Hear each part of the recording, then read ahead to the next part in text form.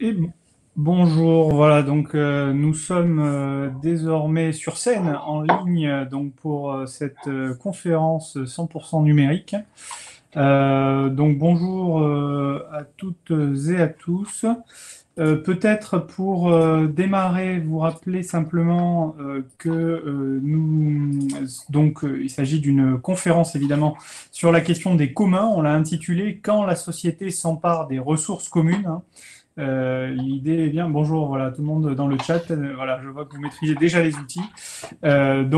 Quand la société s'empare des ressources communes, donc c'est partir sur ce concept au fond des communs qui a été évidemment extrêmement débattu depuis maintenant plusieurs décennies, hein, d'ailleurs, qui a connu une certaine reconnaissance, hein, notamment à travers les travaux d'Elinor Ostrom, et donc ça va être le cœur de notre sujet aujourd'hui, même si nous l'aborderons, voilà, à travers un certain nombre, au fond, de mobilisation de la société.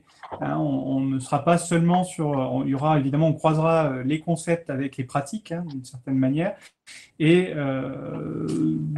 avec quatre angles différents, mais je vais y revenir dans un instant à travers nos quatre intervenants.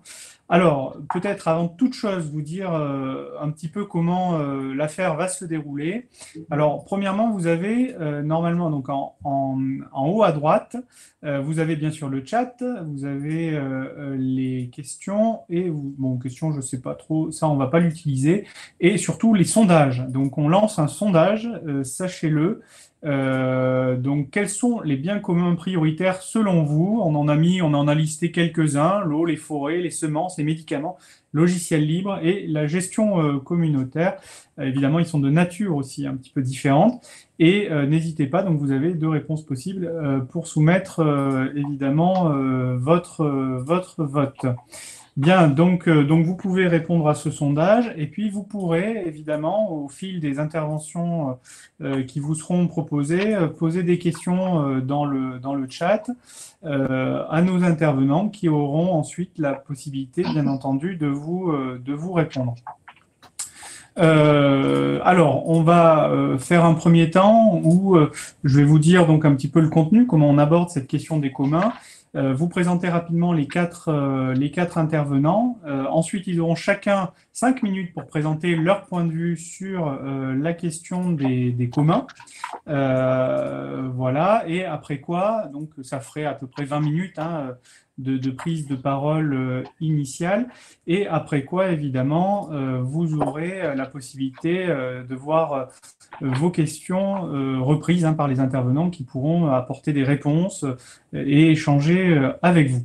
Alors, je disais, les communs, en fait, qu'ils soient naturels, on pense le plus souvent évidemment à des biens communs naturels, hein, c'est l'approche d'Ostrom, mais qu'ils soient aussi informationnels ou sociaux, connaissent un regain d'intérêt depuis quelques années, peuvent être mobilisés dans le cadre de luttes ou de solutions. Hein. Vraiment, on est sur les deux pans finalement. Hein. On peut être à la fois dans la construction de problèmes et dans la mobilisation sociale, dans les luttes, mais aussi dans la construction de solutions et dans des actions. Déjà, il y a déjà des questions pour le translocalisme. Hein. Il y a des lecteurs assidus d'Hervé de Falvar, effectivement. En plus, il y a eu un grand colloque il n'y a pas longtemps. Bref, je continue. Donc, selon la définition d'Elinor Ostrom, les communs possèdent trois caractéristiques. Ce sont des ressources, bien sûr, auxquelles s'attache un système de distribution des droits et une structure de gouvernance collective. Ça, c'est la définition un petit peu classique d'Ostrom, mais qui, évidemment, connaît différents amendements en fonction de ce dont on parle. Donc, évidemment, les communs soulèvent ainsi le problème de la répartition du pouvoir. C'est un point tout à fait crucial. La question de l'allocation des ressources et celle de leur renouvellement dans le temps. Hein, voilà, c'est là qu'on croise évidemment les préoccupations écologiques, mais aussi démocratiques et sociales. Ni public ni privé. Alors ça, cette assertion évidemment peut connaître des modulations, hein, on va le voir. Il nous invite à reconsidérer d'une part l'opportunité des modèles de l'économie sociale et solidaire qui leur fournissent des cadres d'action et d'autre part l'action publique qui doit davantage s'ouvrir aux citoyens qui ont l'usage des services proposés. Voilà, ça c'est pour le cadrage. Nous avons donc quatre intervenants. Alors, on a décidé un ordre tout à fait quasiment arbitraire. Donc, c'est Judith Rochefeld qui commencera, hein, qui est professeure à la Sorbonne, professeure de droit, qui a également d'ailleurs dirigé, hein, un dictionnaire, enfin co-dirigé un dictionnaire des biens communs, écrit également plusieurs livres, hein, notamment sur les mobilisations autour du climat. Ensuite, suivra Hervé de Salvar, qui est maître de conférence à HDR d'ailleurs, à l'Université Paris-Est Marne-la-Vallée, qui également, alors lui traite plutôt la question des communs sociaux, qui a traité effectivement et qui a co-organisé un grand colloque sur le translocalisme, donc il pourra aborder ces sujets. Ensuite, nous aurons Romain Baucher, qui lui donc est de l'agence, cofondateur de l'agence Vraiment, spécialiste des questions d'innovation publique. On voit aussi quelle est la place des usagers dans l'action publique en particulier. Et enfin, Nicolas Alix, qui préside, bon, qui est une figure de l'économie sociale et solidaire et et notamment du monde associatif, et qui préside la COP des communs. Voilà pour nos 4 intervenants. Donc, dans l'ordre, je vous pose d'ailleurs la même question à tous et à toutes. Cette question, c'est quels sont selon vous les enjeux, c'est large, quels sont selon vous les enjeux soulevés aujourd'hui par les communs, selon vous, voilà, avec votre approche tout à fait spécifique. Judith, pour commencer, s'il vous plaît. Bonjour à tous, je suis ravie d'être là et d'avoir cette discussion avec tout le monde. Il y aurait beaucoup d'enjeux à cartographier, hein, mais comme en ce moment je travaille plutôt sur le climat, je voulais prendre cet angle d'attaque qui est un petit peu déroutant pour les communs parce que Timothée vient de le rappeler, le climat ou la biodiversité, ce qu'on peut appeler des grands communs mondiaux, même si c'est un peu excessif de les appeler comme ça, pousse à réfléchir en fait à une sorte de gouvernance mondiale par des communautés de ces grands communs mondiaux qui connaissent plutôt, eux, une tragédie des communs, c'est-à-dire le fait que leur pérennité ne soit pas assurée. Et l'idée qu'ils ne correspondent pas, même si Ostrom s'y était intéressé, comme d'autres, hein, à la description que Timothée vient de faire, c'est-à-dire une distribution de droits et surtout un gouvernement par une communauté de taille restreinte qui assure cette pérennité. Eux, comme je le disais, c'est plutôt une tragédie des communs que connaissent le climat ou la biodiversité, et un gouvernement plutôt remis aux souverainetés étatiques, puisque les grandes conventions cadres de 1992 des Nations Unies avaient remis en fait la protection du climat et de la biodiversité en tant que préoccupation commune aux États. Et c'est pour ça que nous avons connu les COP et ces grandes réunions mondiales autour de la protection du climat ou de la biodiversité, plus du climat d'ailleurs que de la biodiversité. Alors, ce que je vois comme changement aujourd'hui et pourquoi l'idée de commun pourrait s'y réintroduire, même avec une variante très spécifique, c'est que partout dans le monde ou dans beaucoup de pays, en tout cas, il y a une mobilisation citoyenne très importante, alors citoyenne au sens large, hein, des associations, des fondations, des citoyens, des jeunes citoyens, des ONG bien entendu, qui se mobilisent et précisément se servent beaucoup de la rue, bien sûr, mais beaucoup de l'arène judiciaire, de procès climatiques, pour rappeler leur État à leur devoir de protection de ces grands communs mondiaux.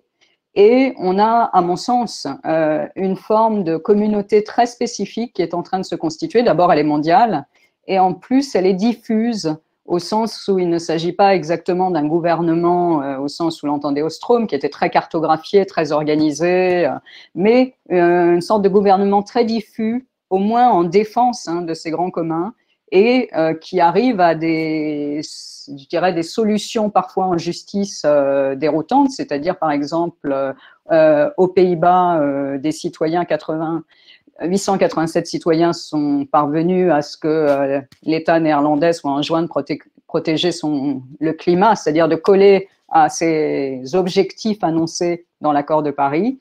Et je vous ai mis là dans le chat l'une des premières décisions françaises sur la question qui date du 19 novembre dernier, qui n'est pas à proprement parler une figuration du commun parce que c'est la commune de Grande-Synthe qui agissait parce qu'elle se sent en vulnérabilité climatique étant donné qu'elle est littorale, mais on a des affaires qui suivent et qui correspondent à cette idée d'une communauté diffuse qui agit en défense de ces grands communs avec une reterritorialisation de cette défense au niveau des cours et des juridictions de chaque pays.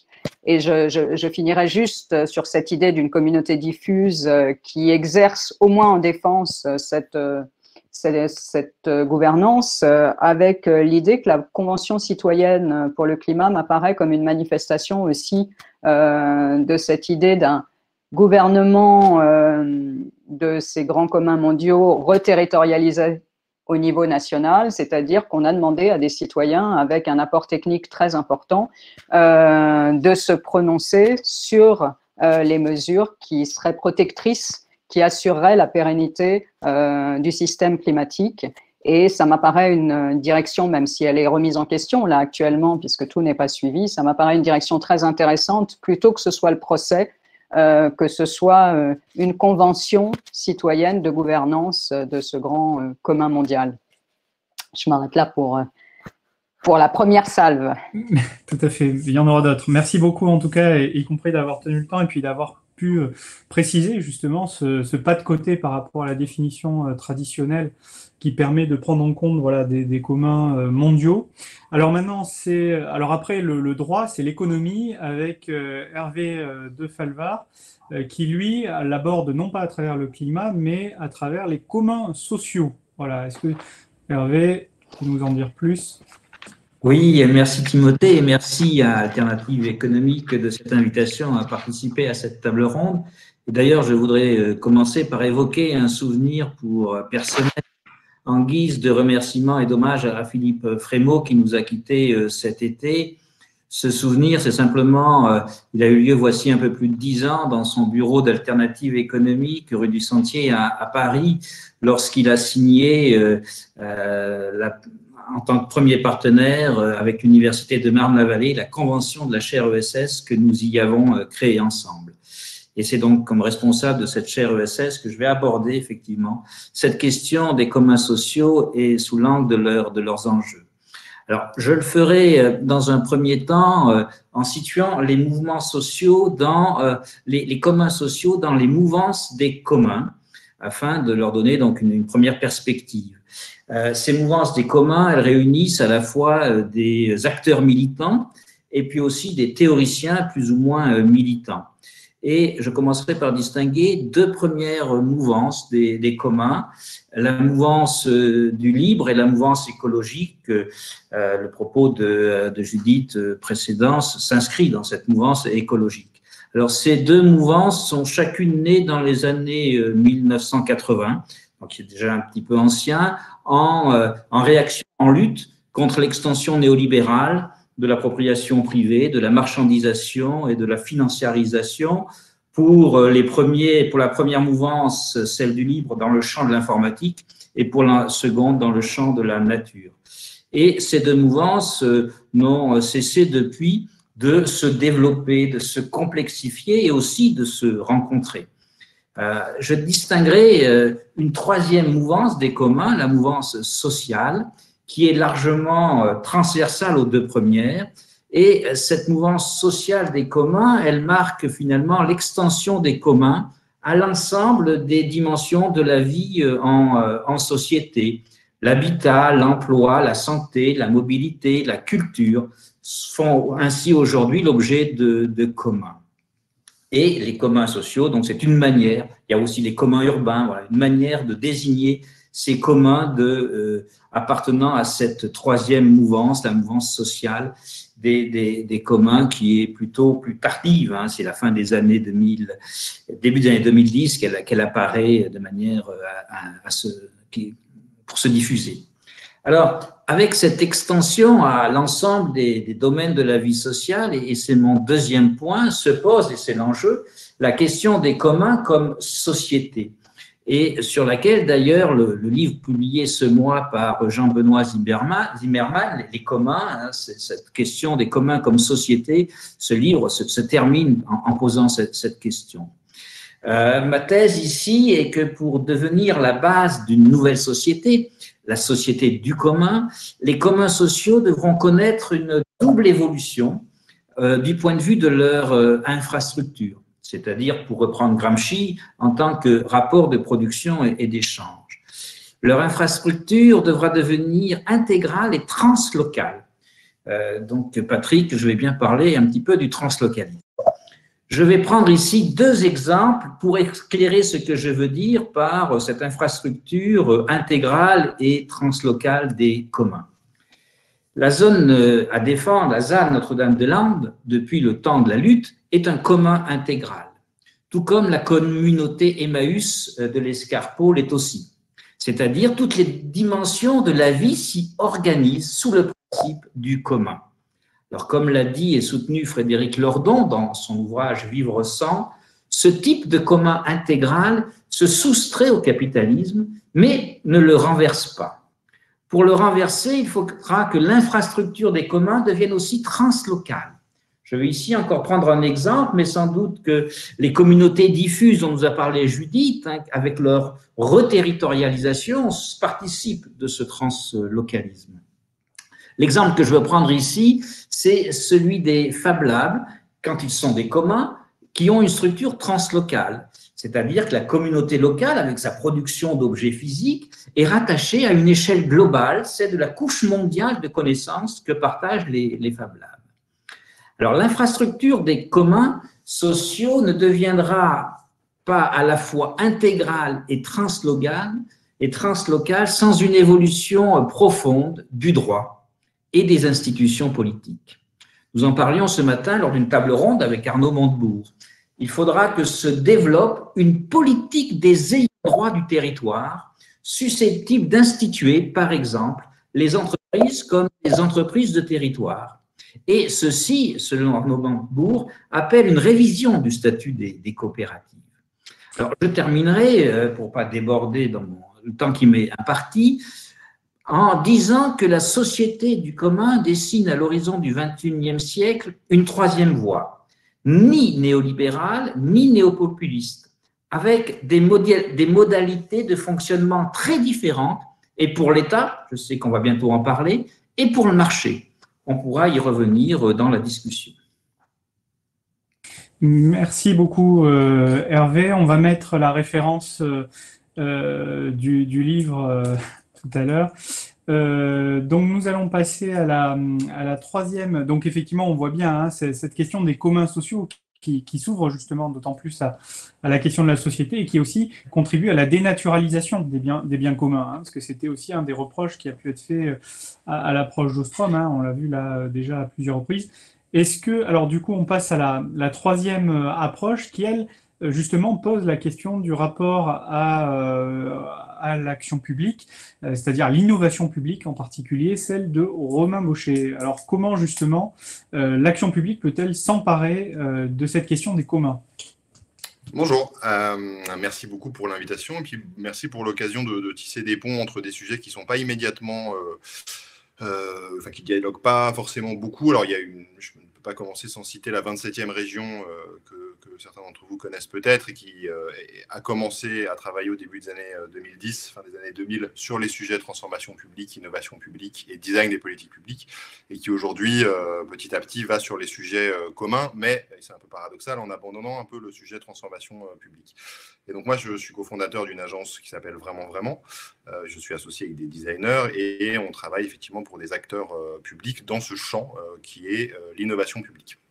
L'innovation publique, c'est un peu une tentative d'enrichir ou de présenter une alternative à la réforme de l'État un peu classique, telle qu'elle est conçue depuis plusieurs décennies, mais a fortiori depuis les années 2000 et notamment à la fin des années 2000, autour globalement d'un imaginaire qui n'est pas imaginaire d'ailleurs, mais plutôt d'un triptyque autour des réductions budgétaires, du rétrécissement via notamment la privatisation, et puis de la qualité de service. La qualité de service, sous-entendu, il faudrait rendre les services publics comme on rend un service bancaire ou un service d'assurance, niant un peu la spécificité du public. Et l'innovation publique, en fait, vient essayer de percuter un peu ça à plusieurs titres. Et en fait, là, j'essayais de résumer. Voilà, on essaie de passer d'une conception verticale de l'action publique, focalisée sur le service et sur l'usager, à une conception plus communautaire, donc pas strictement horizontale. On reste quand même dans des organisations administratives très hiérarchiques, mais l'idée, c'est d'en avoir une approche plus communautaire, c'est-à-dire d'avoir pas seulement des consignes, des dispositifs descendants, mais d'associer mieux les agents de terrain, mieux les usagers. Pas seulement fondé sur le service, mais plus sur la ressource, c'est-à-dire de considérer qu'un dispositif public comme le RSA, comme un EHPAD, un collège, c'est une ressource et pas seulement un lieu de délivrance de services. Et puis de désacraliser la figure de l'usager où le client n'est jamais très loin, pour remettre un peu en scène la figure du citoyen et repolitiser justement, au sens lien à la démocratie, repolitiser ce sujet de la transformation publique. Alors, j'ai quelques exemples à vous montrer. Je vais essayer techniquement de ne pas me planter. Hop, là, normalement, vous voyez une formidable mise en abîme. Je prends quelques exemples très récents. Et voilà, là, on est intervenu sur un parc de logement social à Paris. Habituellement, il y a un bailleur social qui fournit un service de logement à ses habitants. Et puis là, dans le cadre d'une rénovation, en fait, le bailleur social a décidé de switcher un petit peu et de changer un peu d'état d'esprit et de considérer qu'en fait, ce bâtiment, les communs, les appartements, pouvaient aussi être traités un peu justement en commun et collectivement.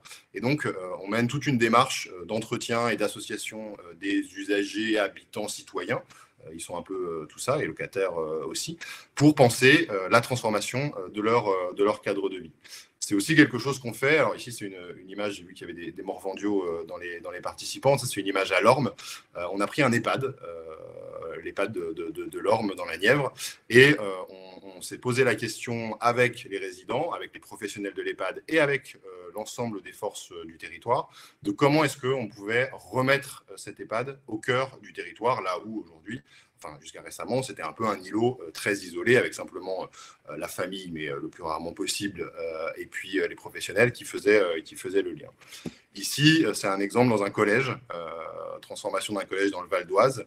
Et en fait, on a travaillé avec l'ensemble de la communauté, donc les élèves, les parents, les professeurs, et puis l'ensemble des adultes des lieux, et puis tout le dispositif, les collectivités locales et l'institution scolaire dans son ensemble, pour repenser les nouveaux usages en laissant de la place aux nouvelles pédagogies, en laissant de la place aux aspirations des enfants, et repenser l'aménagement du collège, en fait, en commun. Donc finalement, on retombe, c'est intéressant parce qu'on ne pense pas du tout comme ça quand on fait ce genre de projet, mais on retombe sur la définition que tu donnais en introduction, Timothée. On a des ressources avec des droits, et puis il y a une gouvernance. Alors pour le coup, c'est très balbutiant dans les services publics. Quelle gouvernance on met en place pour que justement on sorte de cette conception très verticale. Et puis ça pose évidemment plein de questions. C'est-à-dire qu'une fois qu'on est passé d'une approche très verticale, souvent nationale, avec l'État qui fixe de la norme, à une approche plus communautaire qui fait davantage de place aux souhaits des citoyens, des usagers, des parties prenantes, des agents de terrain, etc., assez vite, on a des problèmes d'égalité qui se posent, de financement, de droit à l'innovation, de droit à l'expérimentation, d'évaluation, de capitalisation, mais qui me paraissent être des questions en fait, très intéressantes à explorer. Et c'est ce à quoi on s'attelle, et je serais ravi d'en parler avec vous, mais je crois que j'ai déjà terminé mon temps.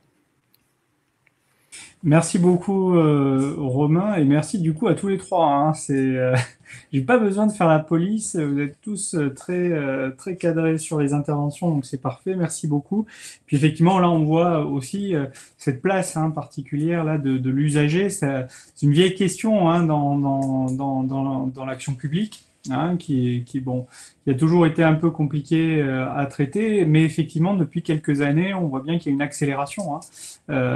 Tu citais la 27e région, ça en fait l'usager citoyen, tout à fait, justement.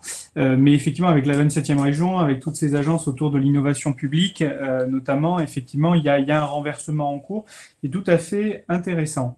Alors, dernière intervenante, Nicole Alix, donc, qui préside la COP des communs, qui vise à faire le lien entre la question des communs et de l'économie sociale et solidaire. Alors, Nicole, est-ce que tu peux nous donner justement ton point de vue sur la question des communs et des enjeux qu'ils soulèvent aujourd'hui?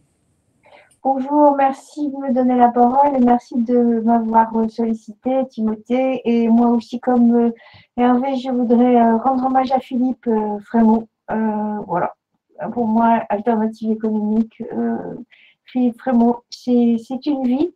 Et comme je pourrais d'ailleurs dire que les communs, c'était une vie pour moi, même si je ne savais pas que ça existait, ou en tout cas sous cette forme-là. Et je crois que c'est de ça que je voudrais vous témoigner. En fait, hier ou avant-hier, on a eu la première réunion à la COP des communs d'un groupe sur coopérative mutuelle régie de données. Et Lionel Morel, qui en est un des animateurs de cette COP des communs, parce que bon, je la préside, mais en fait, je fais la présidente, quoi. Hein.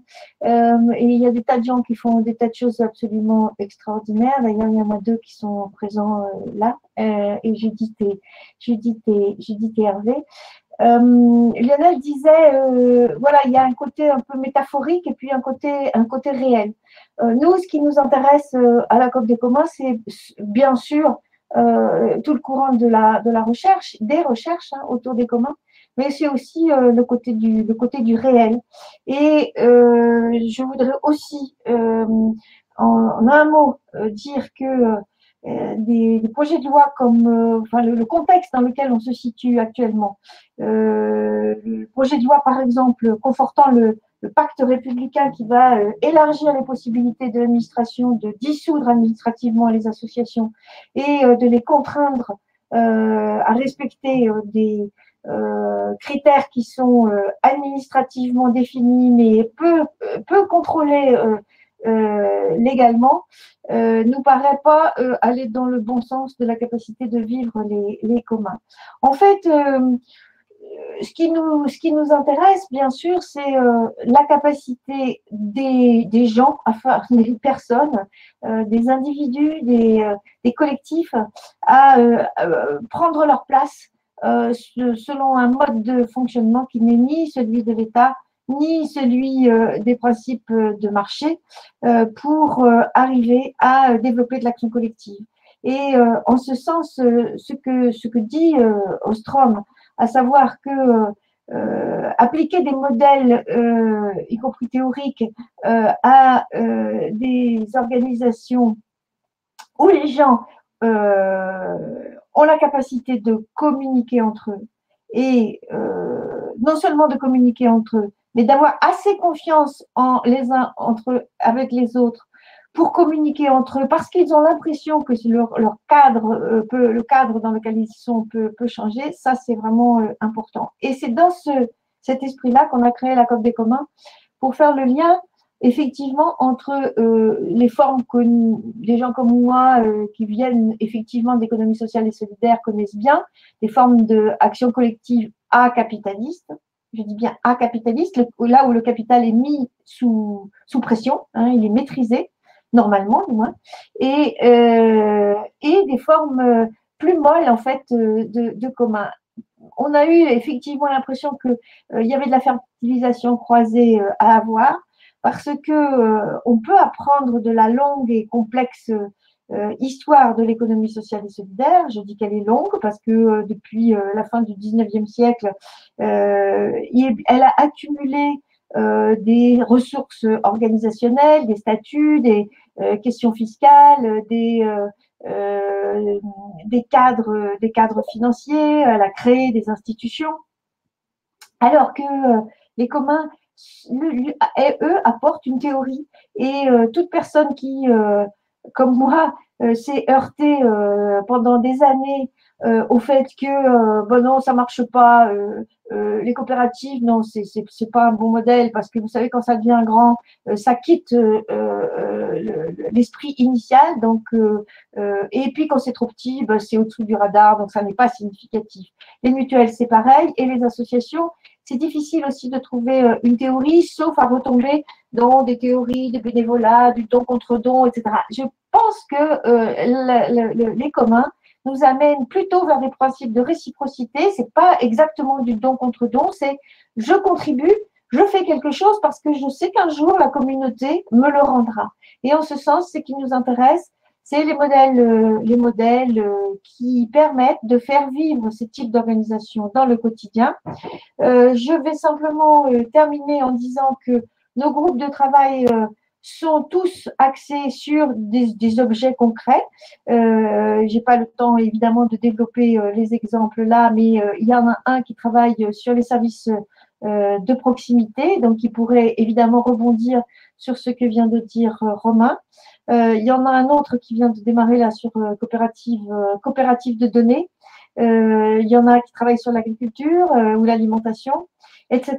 Et évidemment, je voudrais aussi, et ça sera mon dernier mot, évoquer ce que nous faisons sur les plateformes numériques coopératives. Nous avons un groupe de plateformes en commun qui est une communauté apprenante et qui réalise la semaine prochaine son deuxième forum des plateformes coopératives auquel vous êtes tous conviés pour montrer comment des modèles alternatifs peuvent faire vivre des communs numériques, ce sur quoi, effectivement, l'économie sociale et solidaire s'est assez peu penchée jusqu'à présent, ce qui a fait souvent que les modèles de logiciels libres sont devenus souvent des modèles de logiciels du capital. Voilà ce que je pouvais dire en introduction.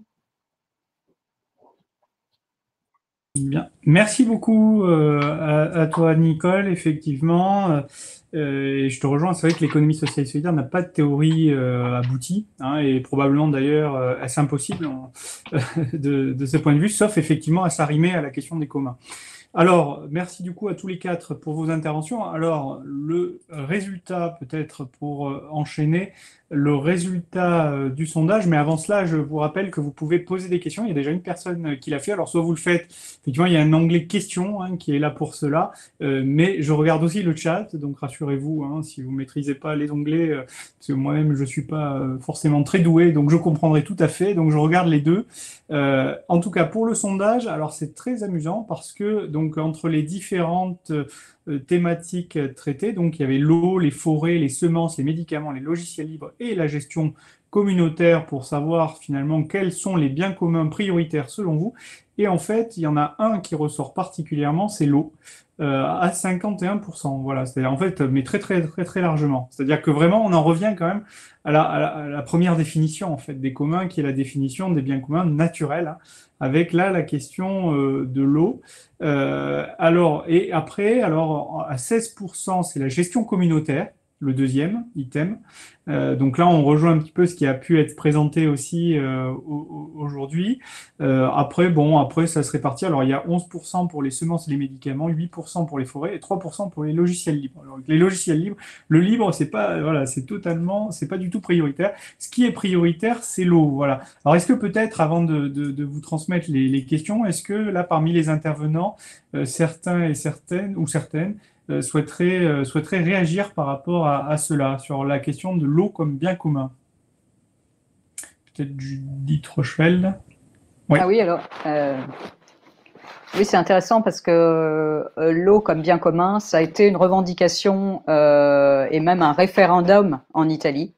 Donc ça rejoint en fait des préoccupations italiennes où c'est un pays, pour des raisons historiques, c'est-à-dire que l'État est bien moins implanté qu'en France et les reproches ou défaillances avaient entraîné des mouvements sociaux plus importants qu'en France jusqu'à présent. Et le fait d'avoir privatisé dans beaucoup de régions la distribution de l'eau a entraîné un mouvement de réaction avec cette intuition précisément que l'eau pouvait être gérée différemment en commun. Et il y a eu un référendum en Italie sur l'eau, précisément, ça s'appelait l'eau comme bien commun.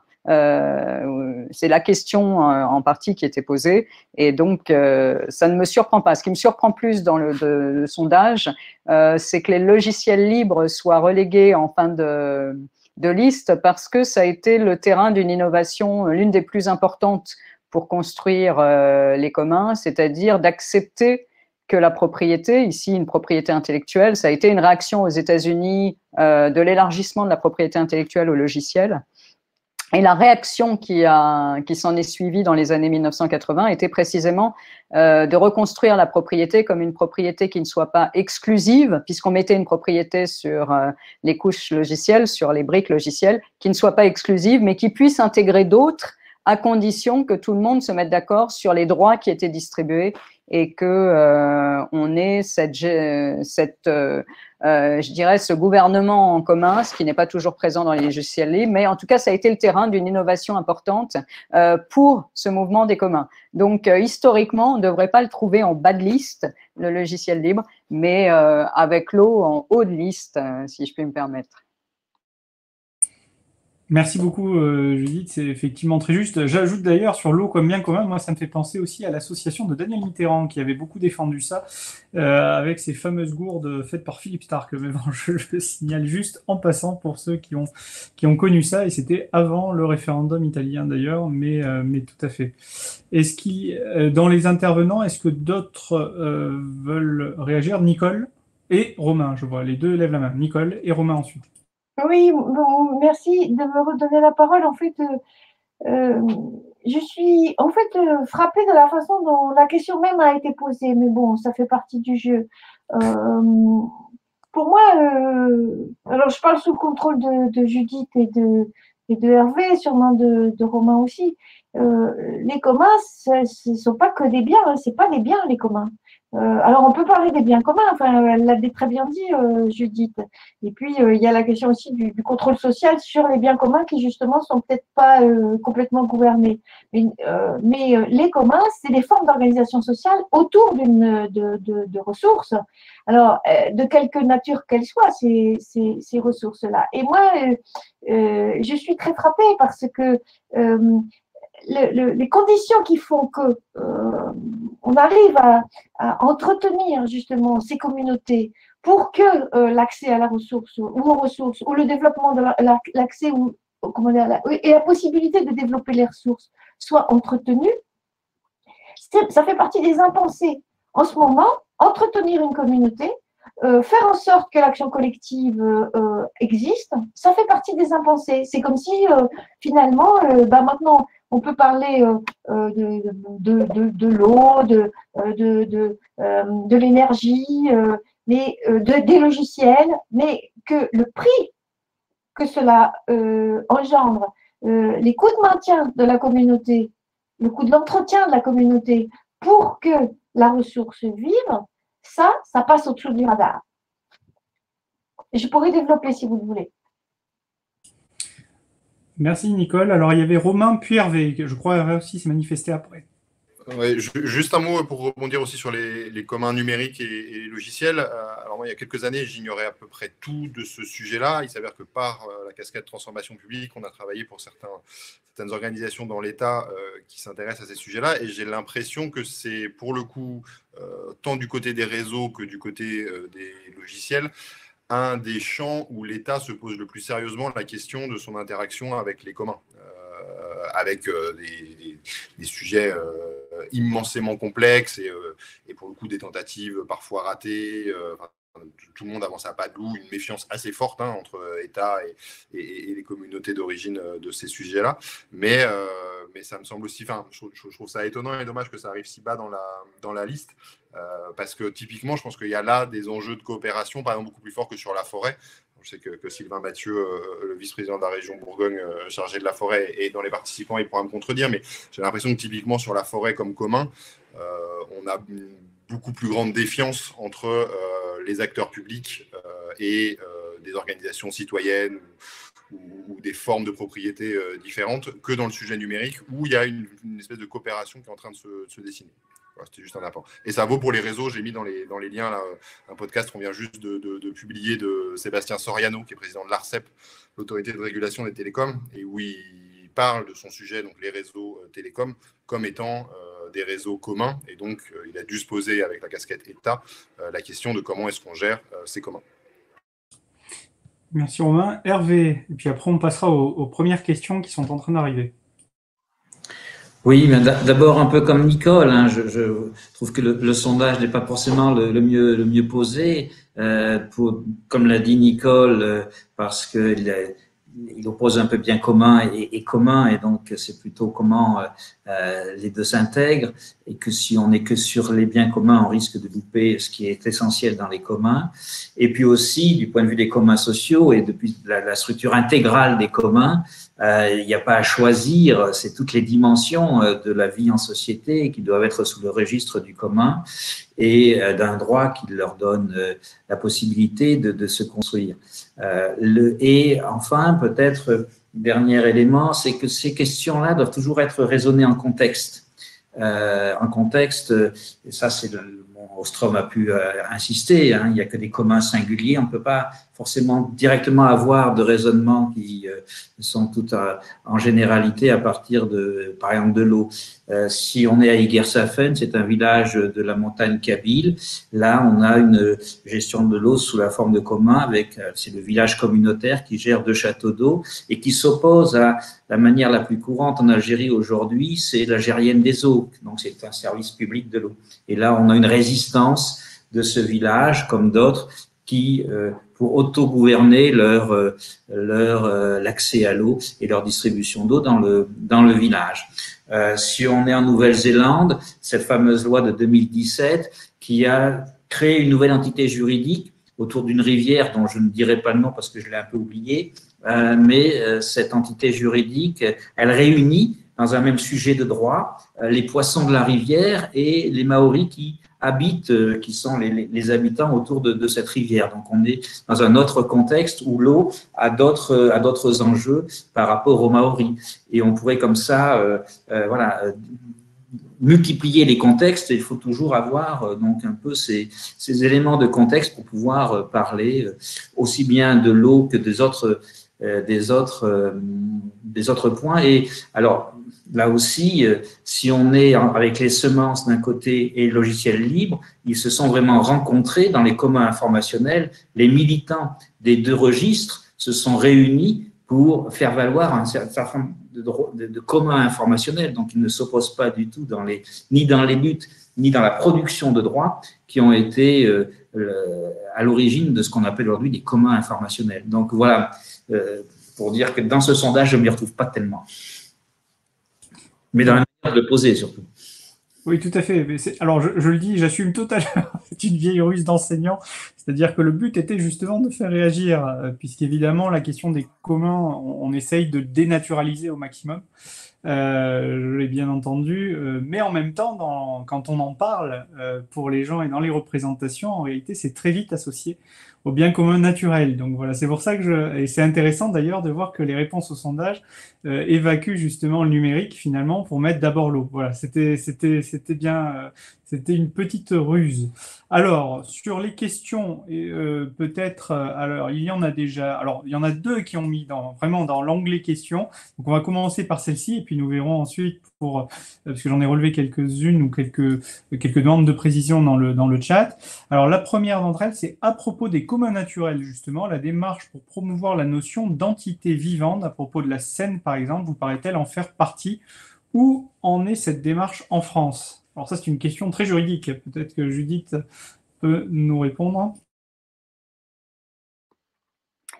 Alors, je vais peut-être commencer par le monde, parce que pourquoi on se pose la question? C'est parce qu'il y a un mouvement, en fait, très ample de personnification des entités naturelles actuellement. Hervé en a parlé, le fleuve Ouangani de Nouvelle-Zélande, effectivement, a été personnifié. En Inde, on a des glaciers, des montagnes. En Colombie, c'est un des exemples les plus intéressants. On a la personnification d'une partie de l'Amazonie colombienne, avec une sorte de rétrocession de la gestion de cet écosystème aux communautés locales et à la communauté nationale. Donc, c'est un exemple vraiment très intéressant parce que comme la Nouvelle-Zélande, la personnification se fait sur fond de demande d'une communauté à qui on en renvoie la gestion. Ça marche beaucoup mieux en Nouvelle-Zélande qu'en Colombie. Mais il y a cette interaction entre la personnification d'une entité naturelle et le renvoi à une communauté de gouvernance de cette entité. Alors, en France, on a en fait un droit qui a été découpé très cartésien. Hein. On a les personnes d'un côté, on a les choses de l'autre, on a la maîtrise des personnes sur les choses. Notre cosmogonie n'a pas été construite du tout avec des entités naturelles qui seraient nos aïeux, les membres de notre famille, comme ça a été le cas pour les Maoris, ou comme c'est le cas de certains peuples autochtones qui ont poussé à cette reconnaissance en Colombie, en Équateur ou en Bolivie. Donc c'est sûr qu'on a d'autres imaginaires qui font que ça peut nous heurter d'avoir cette idée d'une personnification, d'une personne qui soit la Seine ou qui soit la Loire. Mais il y a énormément de changements actuellement. On a un Parlement de la Loire qui est en train de se mettre en place. On a effectivement une question pour la Seine qui est du même ordre. On a la Guyane pour laquelle on réfléchit à un écosystème amazonien qui serait une personne. Et en fait, on s'oriente vers quelque chose actuellement qui serait un mix, c'est-à-dire que les communs, ces gouvernements d'entités naturelles intégreraient aussi les intérêts de ces entités. Donc déjà, on n'est plus que dans des intérêts, on n'est plus seulement dans des intérêts des humains et très anthropocentrés, mais dans un intérêt d'assurer la pérennité de ces entités. Donc on est déjà en train quand même de prendre en compte d'autres intérêts. Et peut-être qu'un jour, on ira vers la personnification des entités. Alors, il y a quand même des signaux assez contraires, hein, puisque pas plus tard que cette semaine, vous avez dû entendre parler du fait que l'écocide, qui est une sorte de reconnaissance en fait de la Terre comme notre milieu de vie, et que l'on tuerait le milieu de vie, hein, c'est ça, écocide. L'écocide, qui est une grande question justement symbolique d'un crime extraordinaire envers notre milieu commun, a été rétrogradé, si je peux dire juridiquement, en délit plutôt qu'en crime. Donc là, symboliquement, ça ne va pas dans un sens très porteur de ce point de vue-là, mais nos imaginaires sont en train de travailler, je dirais nos représentations sont en train d'être retravaillées, et c'est tout à fait possible, peut-être dans quelques années, au-delà de ces gouvernements d'entités naturelles qui sont en train de se mettre en place, c'est des expérimentations, qu'on aille un jour vers la personnification. C'est à voir. Merci beaucoup pour ces éléments de réponse très précis. Alors là, je vois d'ailleurs, c'est une étudiante à moi, donc c'est parfait. Elle aura 3 points de plus d'ici la fin de l'année. Donc Chiara, qui pose la question: la réciprocité peut-elle faire ressortir la question de la rationalité des acteurs et donc amener à penser que des personnes ne veulent pas contribuer et profiter comme passagers clandestins? Voilà. Hein, la grande question des communs, la tragédie, etc. Alors, est-ce qu'il y a justement des éléments de réponse par rapport à cela? Chiara étant d'ailleurs elle-même italienne, donc sans doute très au fait des sujets de commun. Alors, est-ce qu'il y a quelqu'un qui veut se lancer? Nicole. Je veux bien, parce que c'est des questions passionnantes, ça. Alors, la première chose et d'ailleurs, ça rejoint les autres questions sur gouverner ensemble, en fait. Gouverner ensemble, la question de, je ne sais plus, il y en avait une autre qui revenait un peu à ça. Alors, première des choses que je voudrais dire à ce sujet, c'est que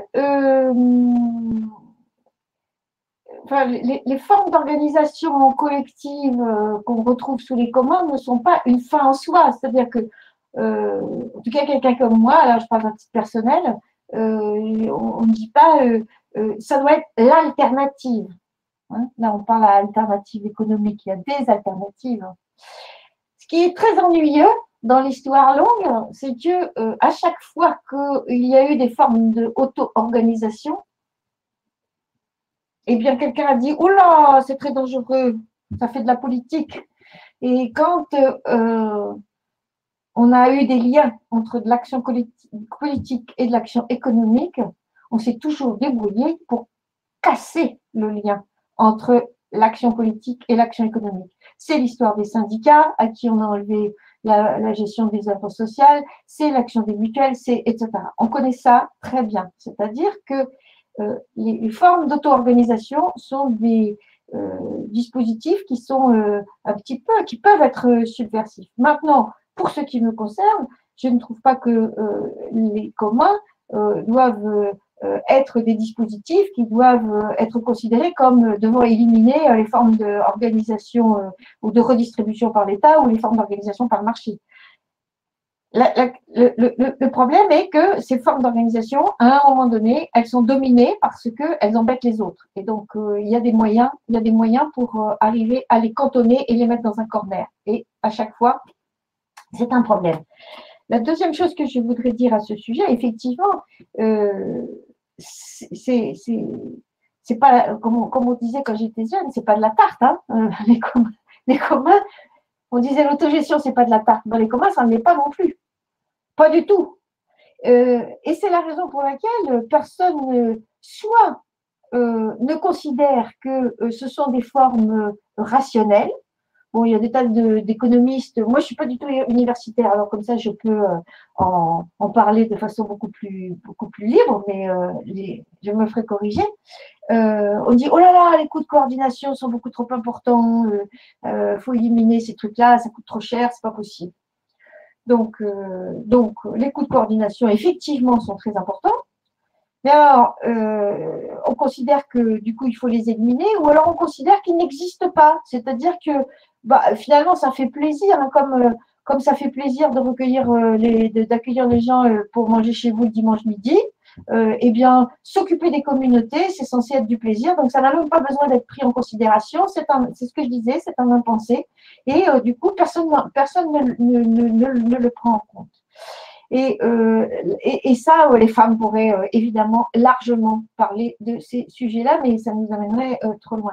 Et la troisième chose que je voudrais dire, en étant simplement allusif sur ces questions, parce qu'on n'a pas le temps, sauf s'il y a des questions complémentaires, c'est que les outils de gestion sur lesquels qu'on utilise pour gérer les formes d'organisation, qui pourraient être des formes d'organisation qui réceptables que de commun, tuent le commun.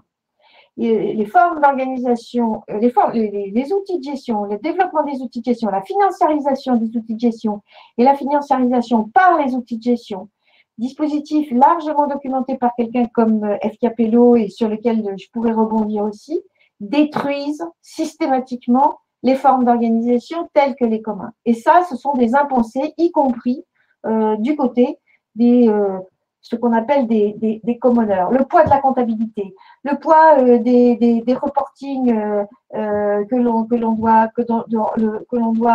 remettre, les formes juridiques, les formes fiscales auxquelles on a recours, et je pourrais développer encore plus les formes d'investissement. Même si c'est des formes d'investissement à impact qui nécessitent de mesurer les effets individuels et pas forcément les effets collectifs parce qu'ils sont très difficiles à mesurer. Tout ça, ce sont des outils dont il est très difficile de se passer parce qu'on ne peut pas décider d'exercer son métier sans utiliser les outils de gestion qui sont largement, qui sont acceptables par les tiers. Et pour autant, ça scie la branche de l'action collective sur lesquelles les communs sont installés. Enfin, en tout cas, c'est une opinion sur laquelle je pourrais donner des développements complémentaires. Merci beaucoup, Nicole. Est-ce qu'il y a d'autres réactions par rapport à cette… Hervé. Par rapport à la question posée sur la réciprocité, je prendrai l'exemple d'un commun qui est l'écolieu Tetris à Grasse, hein, dont le statut juridique est d'une société coopérative d'intérêt collectif. Les études à propos de cet écolieu font ressortir la dimension de réciprocité comme structurante, hein, de ces rapports que sont la vie en commun dans cet écolieu et qui sont différents selon, par exemple, cette réciprocité, si on habite dans l'écolieu ou si on y passe ou on y travaille sans y habiter. Donc, les rapports de réciprocité sont diversifiés. C'est pas forcément les mêmes formes de réciprocité selon les différentes configurations de son rapport à un commun. Donc, et encore une fois, l'aspect essentiel de se rapporter à des configurations particulières pour pouvoir considérer les questions, notamment celle de la réciprocité, mais c'est évident que et les communs, c'est ce que disait aussi Nicole, c'est pas sans difficulté. Et d'ailleurs, ce qui participe de leur définition, c'est leur capacité collective à gouverner leurs propres conflits. Donc, le passager clandestin, c'est toujours une possibilité dans un commun comme ailleurs. Et c'est par contre c'est la capacité collective de gouverner de manière autonome ces conflits et ces difficultés parfois entre les règles et les comportements. Merci Hervé. Alors, je vous propose de passer à la troisième question. Qui est assez intéressante également. On a plein de bonnes questions. Alors, l'accès à des biens communs indispensables à la vie, air et eau non polluée, par exemple, ne devrait-il pas être gratuit dans le cadre d'une gestion commune? Voilà. Alors, est-ce que les communs, ça doit être gratuit nécessairement? Je crois qu'il peut y avoir des débats sur le sujet. Alors, est-ce qu'il y a des réponses sur ce point? Hervé? Je vais encore donner un exemple et revenir à Egersafen. Dans ce village, chaque habitant a droit à 80 litres d'eau par an gratuit. Et puis ensuite, donc ça c'est la gestion durable de la ressource qui communautairement, collectivement, et ensuite c'est 5 dinars par litre d'eau supplémentaire. Alors, si on a des invités, il va y avoir des règles particulières. Mais voilà, donc la question, c'est pas gratuit ou pas gratuit, c'est qu'est-ce qu'il est concevable de décider collectivement par rapport à la gestion durable d'une ressource qui peut avoir un coût. Comment on gère ce coût? Là-bas, il y a 2 châteaux d'eau, donc il y a des coûts. Mais vous voyez, il y a des coûts et néanmoins, il y a 80 litres d'eau gratuite parce que le village communautaire s'organise pour gérer ses coûts sans le faire payer, en tout cas pour les 80 premiers litres d'eau. Donc voilà, je pense que c'est la question de comment nous gérons collectivement les coûts, qui ne sont pas forcément qui ont comme contrepartie un prix individuel à payer pour l'accès aux biens, mais il faut gérer la question de toute manière des coûts et comment ensuite le critère du paiement ou non est introduit pour l'accès aux ressources. Et là, encore une fois, ça va dépendre de très nombreux critères et il n'y a pas de principe général, mais c'est la question essentielle, c'est à la fois la gestion durable de la ressource, mais à travers la gestion durable de la ressource, c'est la gestion durable de la communauté, parce qu'on en revient toujours à la communauté. Oui, ça me fait penser à une espèce de slogan de Paul Ariès qui disait « gratuité de l'usage et renchérissement du mésusage ». Voilà, ce qui revient un peu à l'exemple, il me semble, à l'exemple que tu viens de citer. Sur cette question de la gratuité, d'autres réactions éventuelles? Je passe à la question suivante. Alors, nous en avons 2 nouvelles questions. Alors, la première, en quoi l'économie de la fonctionnalité, donc il est cité le cas de l'autopartage des voitures, donc l'économie de la fonctionnalité renouvelle-t-elle la notion de commun, puisqu'effectivement elle sépare la question de la propriété de celle de son usage. Alors, est-ce que quelqu'un veut réagir sur la question de l'économie de la fonctionnalité? Judith, oui, merci.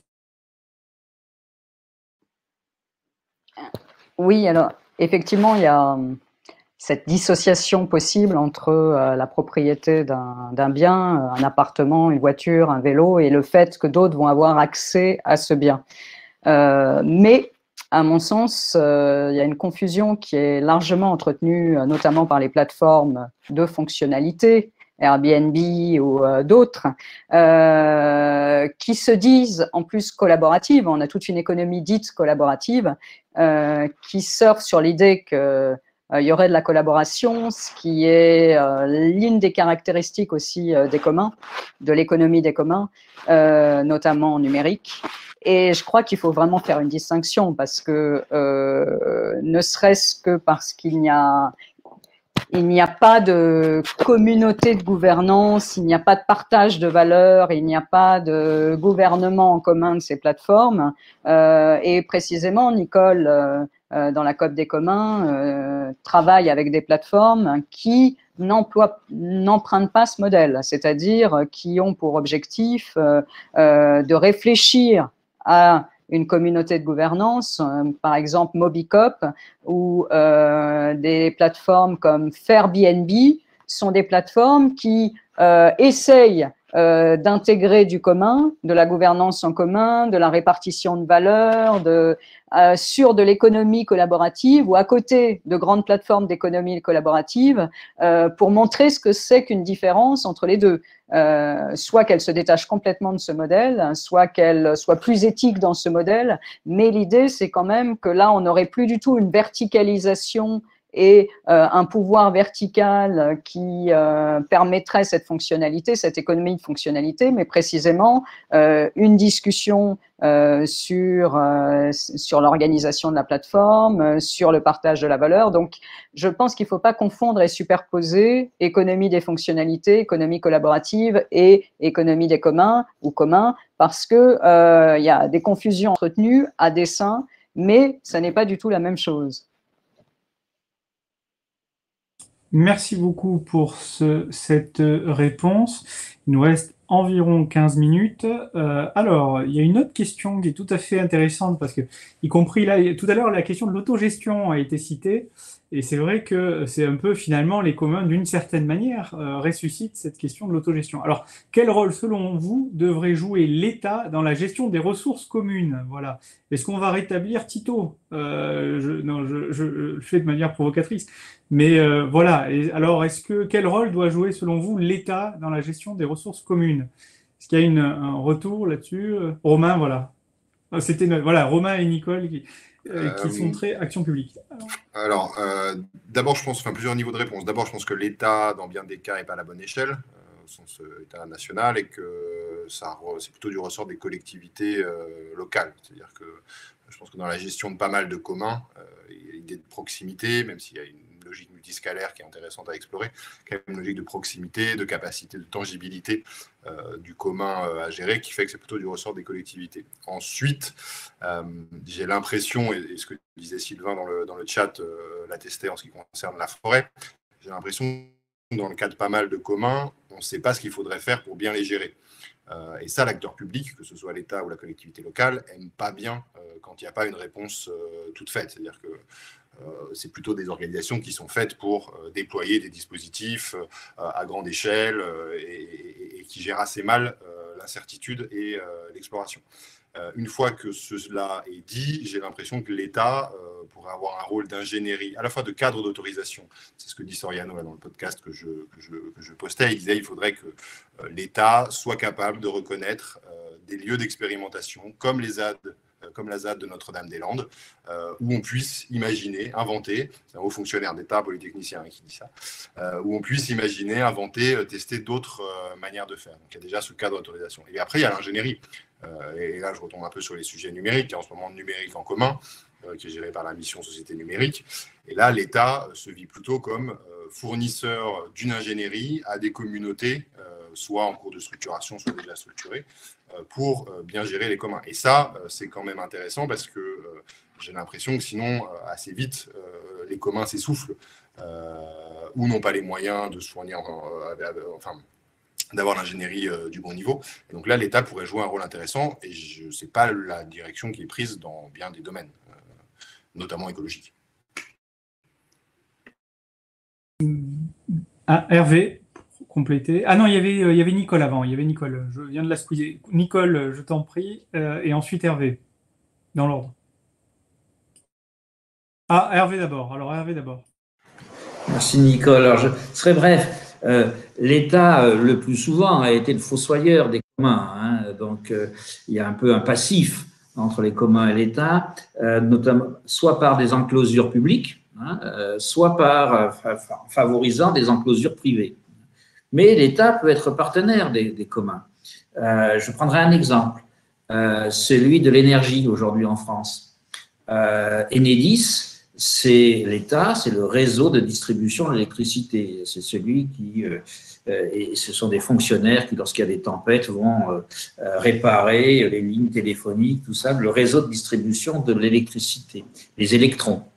Et puis, il y a des producteurs d'électricité, puis il y a des distributeurs d'électricité. Et aujourd'hui, par exemple, si on prend le parc éolien citoyen de Bégane, c'est un producteur d'électricité, c'est un commun qui va mettre son électricité sur le réseau national de l'État pour que cette électricité produite passe dans le réseau et permette, une fois qu'elle est dans le réseau, et ce réseau il est national. Donc là, il y a tout à fait, et Enedis évolue. Hein, bon, le grand partenaire d'Enedis, c'est quand même EDF encore, qui est un producteur d'électricité et qui a une puissance importante en France. Mais voilà, donc il y a une évolution là dans ce secteur de l'énergie où l'État, en tout cas, a fait évoluer ses pratiques, et notamment aujourd'hui à Enedis, il y a toute une ingénierie de comment on travaille avec ces communs pour assurer, parce que ça c'est la mission d'intérêt général, que l'ensemble des citoyens français puissent avoir suffisamment d'électricité lorsqu'ils en ont l'usage. Mais voilà, donc là on a une imbrication intelligente, je trouve, entre le rôle de l'État avec Enedis, avec un réseau national, et puis des communautés énergétiques qui produisent sur leur territoire. Pour le parc éolien, ce sont des éoliennes, de l'électricité à partir de l'énergie durable. Donc voilà un exemple qui montre l'État partenaire, même s'il est quand même un peu biaisé EDF, partenaire quand même des communs. Merci Hervé. Alors Nicole, du coup, tu souhaites réagir? Oui. J'ai oublié la façon exacte dont tu as posé la question, Timothée. Ah, pardon, je refais, c'est pas moi, hein, je me contente de répéter. Alors, quel rôle, selon vous, devrait jouer l'État dans la gestion des ressources communes? D'accord, alors, écoute, ok, très bien. La question est complexe, elle est bonne. Dans les réponses, il faudrait avoir du temps pour expliquer que l'État a été longtemps, pour des gens comme moi, le garant de l'intérêt général. Je ne suis plus sûre que l'État soit le garant de l'intérêt général. Je suis le témoin, par exemple, je ne sais pas si vous avez vu passer il y a 10 jours, des gens qui considèrent que… Alors, vous savez, il y a le 3919 là, qui a été créé par des femmes pour venir au secours des femmes maltraitées.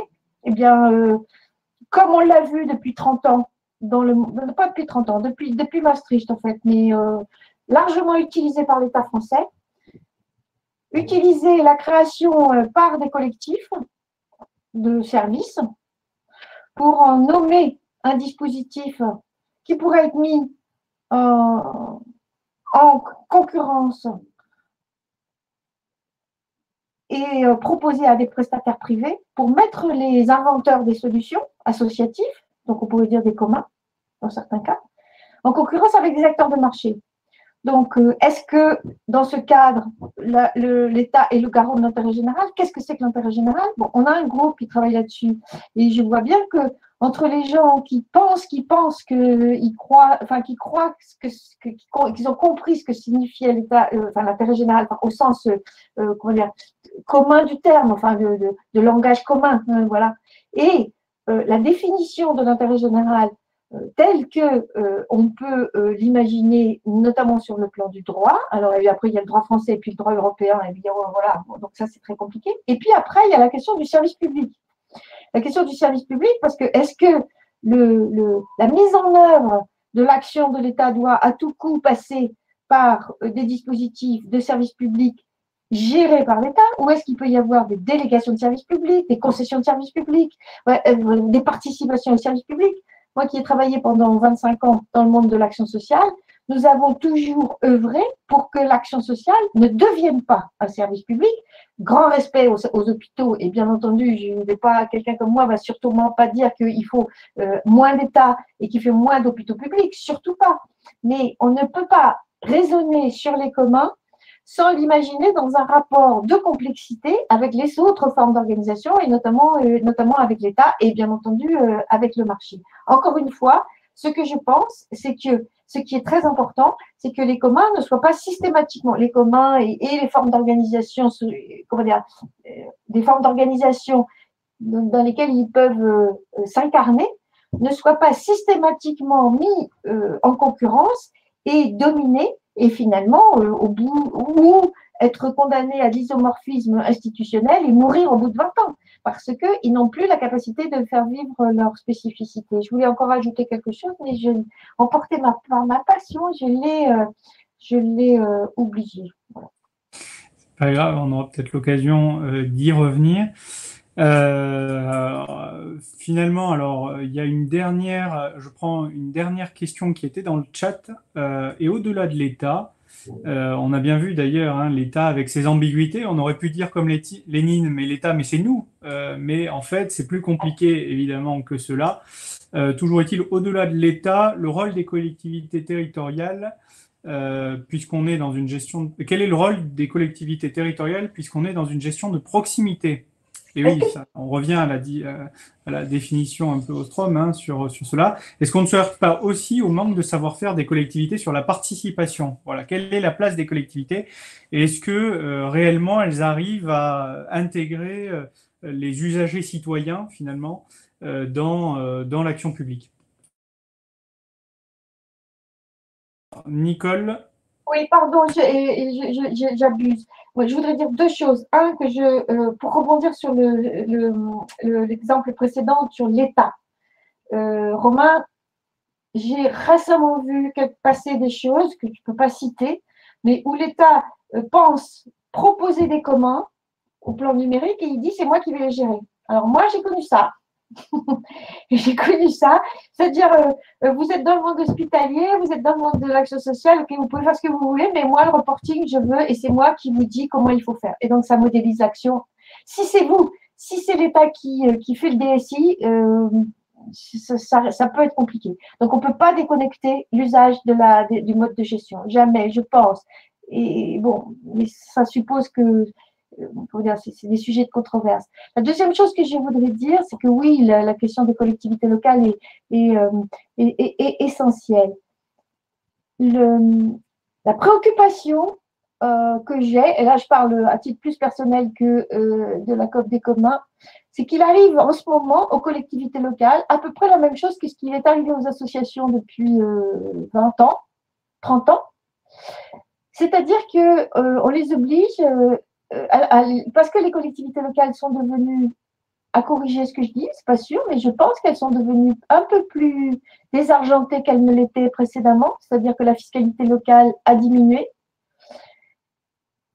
C'est peut-être pas vrai, mais en tout cas, de plus en plus, ce que je constate, c'est qu'on leur demande de passer par le biais d'appels à projets, alors voire peut-être d'appels à commun, pour, selon des termes qui sont décidés par je ne sais pas si c'est l'État ou des représentants de l'État, des agences nationales, et qui leur disent que si elles veulent participer à des projets pour avoir plus de ressources que ce qu'elles n'ont spontanément via l'impôt, voilà, c'est French Impact ou c'est Action Cœur de Ville. Des choses qu'on ne peut absolument pas, bien entendu, remettre en cause. Mais si vous voulez, c'est une autre démarche. Et donc, du coup, la liberté de partenariat entre des collectivités locales autonomes et des communs, je pense que c'est un sujet de réflexion pour les mois et les années qui vont venir. Ah, Judith? Oui, je voulais juste donner un point de comparaison pour ceux qui s'intéresseraient à la question et qui voudraient aller regarder de ce côté-là. C'est que on peut donner l'exemple de Gand, en Belgique. Michel Bowen, qui est un très grand spécialiste des communs numériques, il mène une expérimentation et il identifie très concrètement, et il a un site très précis sur les questions, il identifie exactement quels sont les obstacles au partenariat public commun.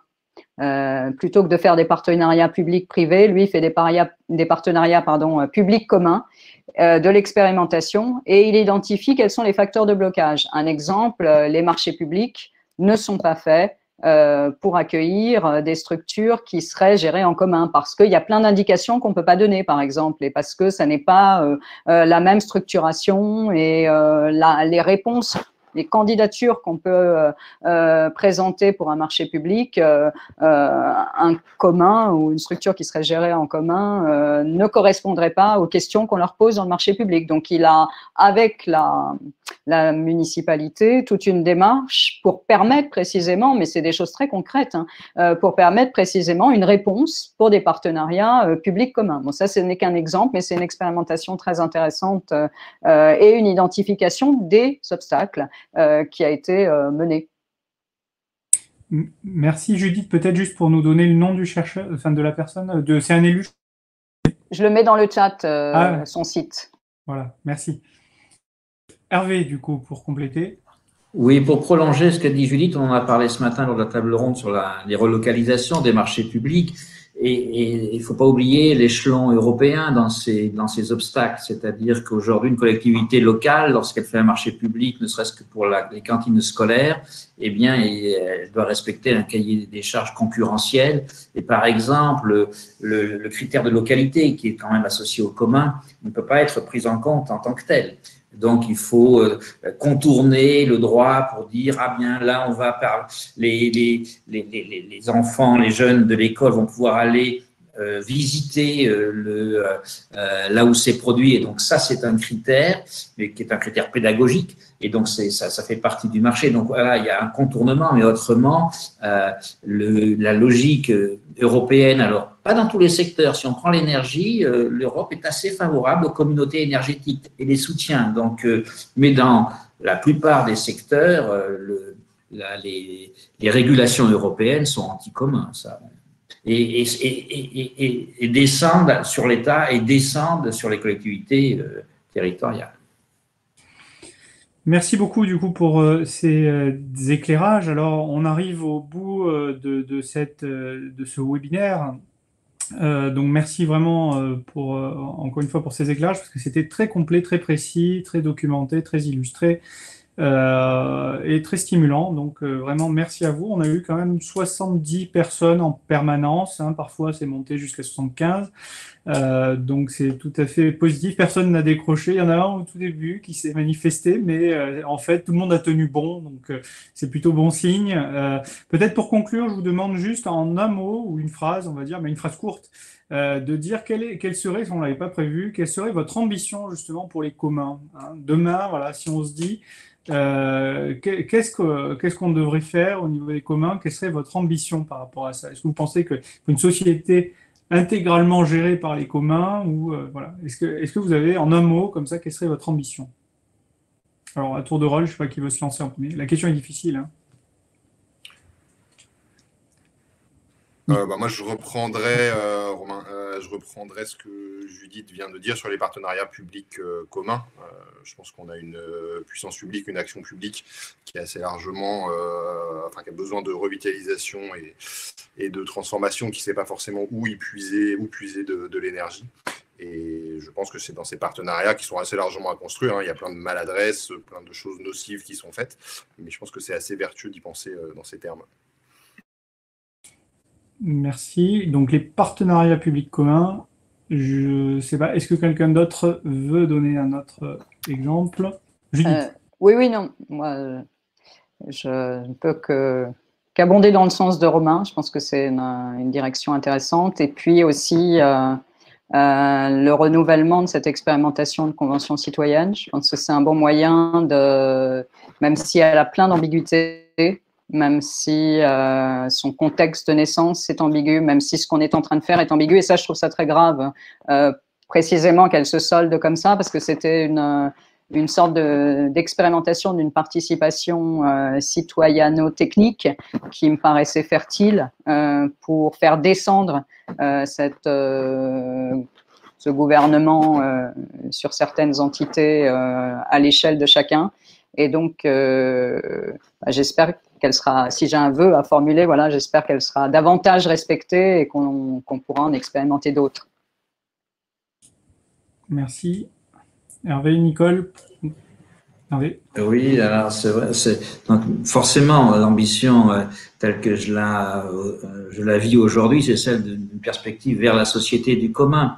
Et à titre plus personnel, c'est la transformation de l'université, puisque je suis universitaire, et que les universités, avec les étudiants, avec la recherche, soient plus en lien avec leur territoire, plutôt qu'être avec l'échelle de Shanghai ou le classement de Shanghai, qu'elles sont en lien avec leur territoire, tout en étant, parce que c'est le rôle et la mission de l'université, en lien avec la connaissance au niveau du monde, mais voilà, qu'il y ait un translocalisme au niveau de l'université, qu'elle soit à la fois acteur de son territoire, avec ses étudiants, avec sa recherche, tout en étant citoyen du monde.